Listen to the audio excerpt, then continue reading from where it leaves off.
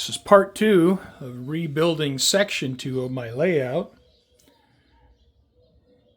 And you can see I've cleaned off the bench work pretty well. I have a clean slate to work with. I'm going to focus primarily on the Helix in this video. Now I made some tools for my Helix. I designed these in Blender and then printed them out on my 3D printer. Now these are for setting up my table saw for cutting risers for the first row of the Helix. This is the 25%, 50%, 75% height of the first turn of the Helix. So I want to use these as guides for setting up my saw, so when I cut out these pieces, they're accurate. This is a gauge for setting up my saw for the pieces that separate the levels of the Helix.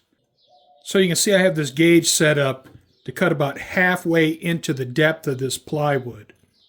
So I'm going to use this for setting the depth of the blade, for how deep it cuts into this piece. Now this distance here is the height of the spacers between the levels.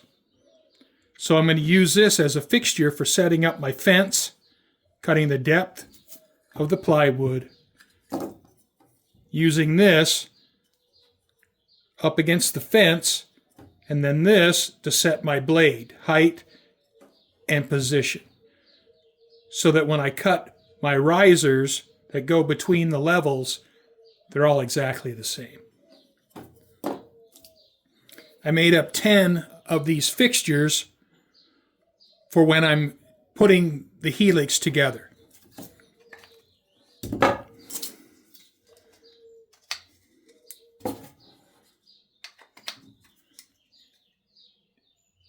And so this will accurately space the levels of the Helix apart, so it's exactly the same throughout the Helix. I can put these in place around the perimeter of the Helix, and then once I have these in place, then I can glue in the wooden spacers. Once the wooden spacers dry, then I can just remove these. Well, it's 5:30 in the morning. Sun should be coming up pretty soon. I'll probably wait till 7 o'clock to start running the saw. So sorry about that, neighbors, but it's going to be 104 degrees today, and I want to get a bunch of work done before it gets hot. All right, I think I made up 32 of these. And for the level below, this tab will sit on the level below, and then the level above will go into this slot.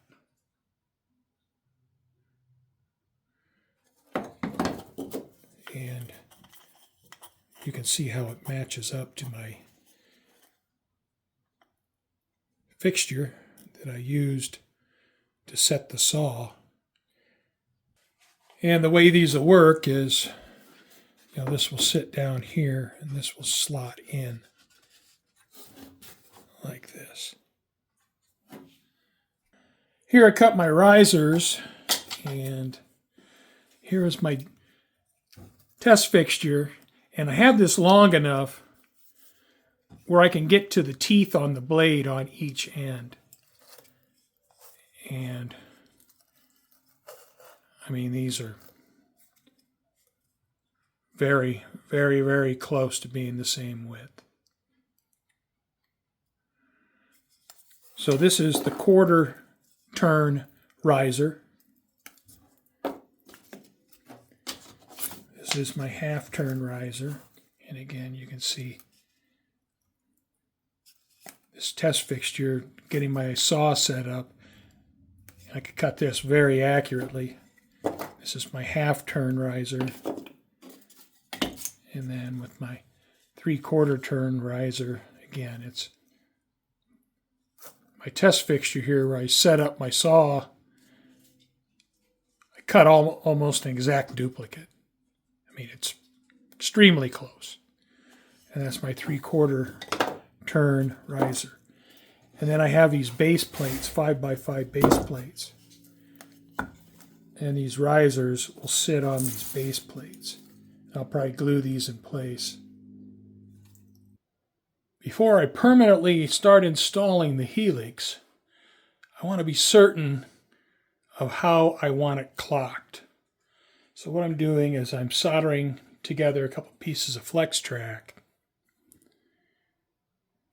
And then I'm going to run the flex track from the bottom of the Helix out through this turn just to be sure where I want everything put.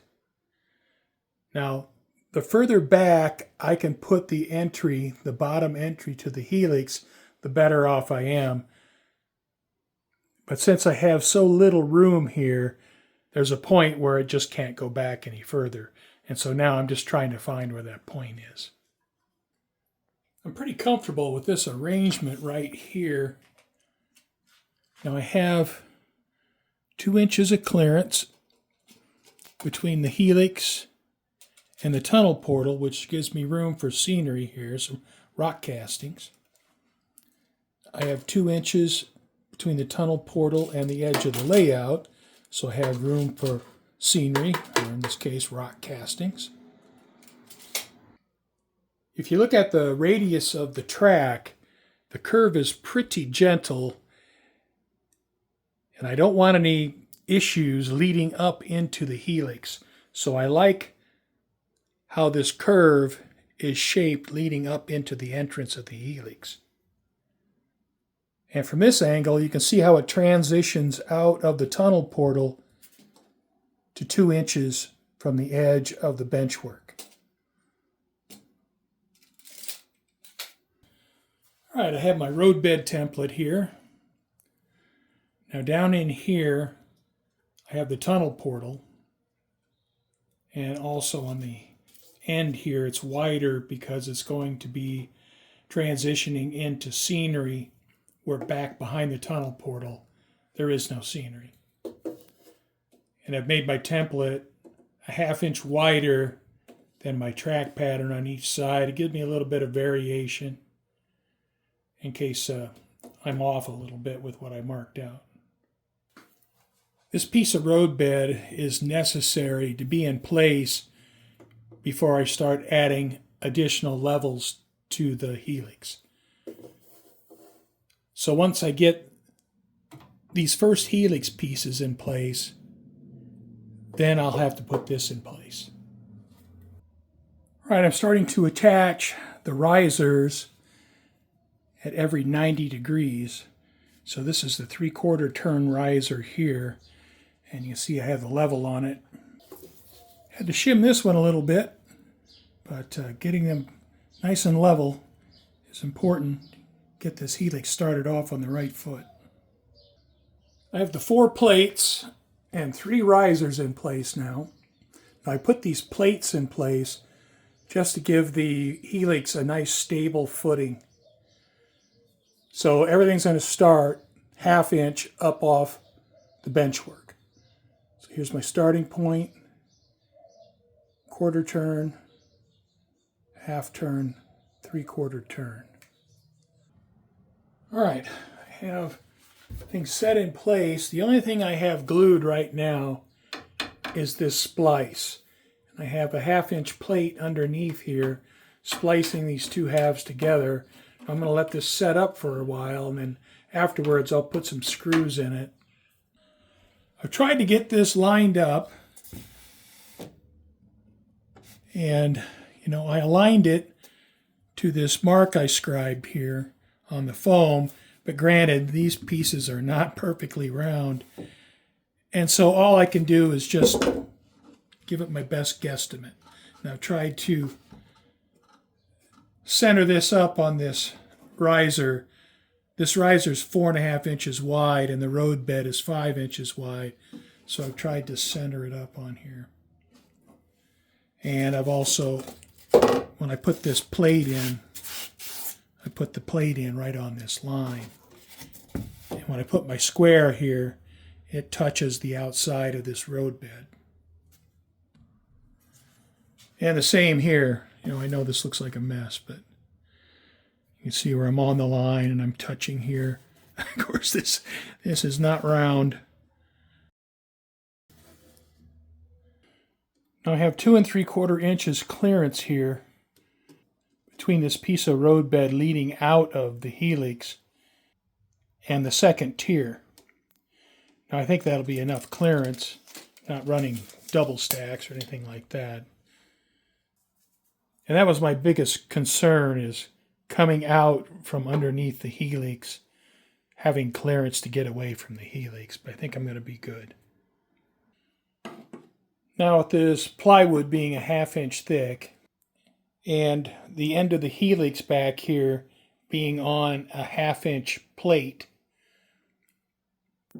I cut this piece 26 inches long, so coming down to benchwork height at this point, the grade is just under 2%. And what I'll do as this comes further down the benchwork, I'll take it from this 1/2 inch down to 0 further down the benchwork. I'm starting to lay down the roadbed here leading out of the Helix. I got a little piece to add right here. I'm trying to step this wood down. And what I'll do is I'll sand it and get some Bondo to put in here to smooth all this out. And you can see I've removed the fascia here. When crawling out from underneath the benchwork, I kept hitting my back on it, and so I took it off. What I did is I cut up a whole bunch of 4 inch by 2 inch 1/2 inch plywood shims, 3/16 plywood shims, and 1/8 inch plywood shims. And I use those in between the 1/4 turn risers to make sure the roadbed is flat. And I used my aluminum yardstick and spanned across the Helix, and then I would shim the roadbed up until it was flat. And there'll be some minor variation, but it's pretty flat. And you can see this is pretty flat. I mean, it's got a few little waves in it. You can notice up at the end of the yardstick, there's a little bit of daylight. And the same if you look here, if you look along the bottom of the yardstick, you can see it's pretty flat.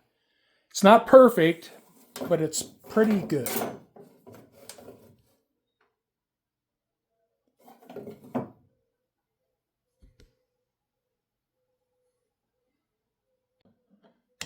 I have an issue with the misalignment here on these two parts, where you can see these don't meet up.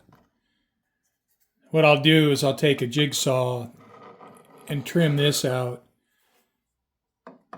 On the outside, there's not really anything I can do about it. Now the Helix really hasn't eaten up a lot of additional benchwork space. Now the original track was right here.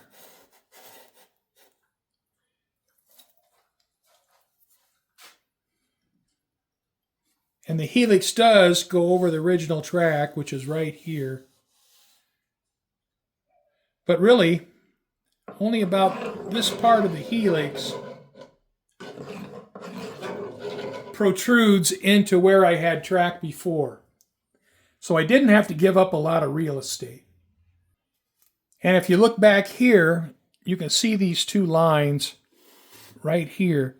That's where the old track was. So I can lay that track back in almost exactly the same place. These black 3D printed fixtures are temporary.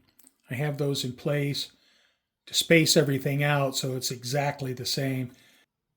And I printed 16 of these, and they're all exactly the same. So the spacing between the tiers is exactly the same throughout the Helix. But these are temporary. These won't stay in.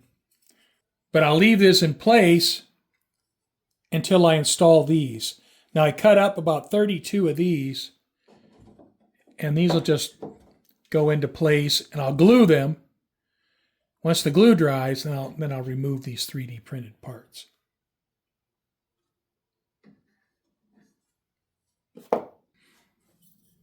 So in making this Helix, I've made a lot of 3D printed parts, or actually tools. I made 3D printed tools for building the Helix.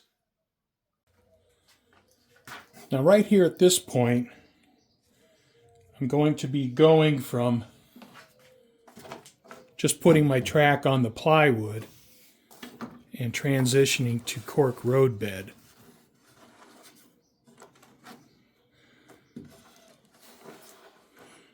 So I try to set this height for this piece of wood sub roadbed so that my cork is at the same level as this plywood roadbed. So this way, when I transition out of the tunnel portal, I'll be using the cork roadbed, and I'll be finishing the track off with ballast. Whereas up in here, I'll paint all this flat black. I'll put some walls in here a little ways back, paint all this flat black, so you won't be able to see up inside the tunnel. I thought I might have had some Bondo out in the garage in one of my cabinets, but I didn't. So I picked up this DAP plastic wood, and I'm going to use that to smooth this area out. We'll see how that works. Okay. Now I scuffed up this plastic with some 60 grit sandpaper. I'm just going to use my old putty knife here and just kind of smooth this out. Well, I'm going to go ahead and let this dry. I mean, this is not going to be a finished product when I sand this out, but I'm going to let this dry and at least get the shape closer, and then I'll do another application. All right, well, I have this all smoothed out here, all the way up, so it is ready for some cork roadbed. Now I'm going to stop the cork about right here. That way I can overlap onto the top of this as I continue it. If I get the power grab thin enough, I should be able to see that line. I know it's not the best defined line. It's a little jagged, but I think it'll be all right. So I'll just try to get it smoothed out so I don't have any lumps. Don't want to spend all that time smoothing out and sanding the roadbed, just have big lumps of adhesive underneath my cork.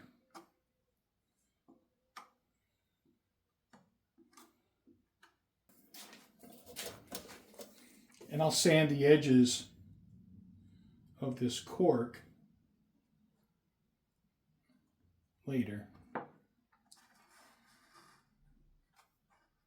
When you peel these apart, it has a pretty rough edge.